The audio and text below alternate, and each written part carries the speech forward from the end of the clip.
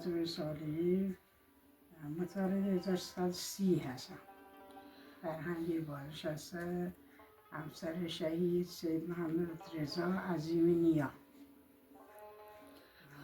از بچگی علاقه به خیاطی گلدوزی و این چیزا داشتم و همینجوری ادامه پیدا کرده. حالا جست گریخته یه چیزی میدوزیم، نمیشه بگی خیاطی میکنیم، ولی علاقه من به خیاطی. خب گلدوزی ها از کی یاد گرفتین؟ گلدوزی ها از یه خاله داشتیم که مرحوم شدن، میرانیز خانم نفیسی.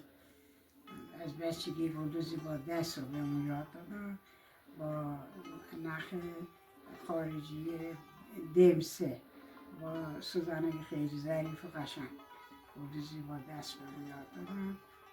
بعدا حالا اصلا اون نخها رو کار نمیکنن، گلدوزی ها خیلی زیباتر بود. بعد این نوع دوختی که ما الان مثلا فیلمشو گرفتیم در گذشته چیش بهش میگفتن؟ یه بهش میگن 1000 پا. همجوری که میبینید شکل چیزه 1000 پا هست که داشته باشه، حرکت کنه، دنبال هم هست. 1000 پا هست، قلاب دوزی هست در قدیمی که پیاده میشه الان رو چیزا. خب قدیم لباسایی که میدوختن مجبور سیاه دوزی کنن بیشتر چه مثلا لباسایی بوده؟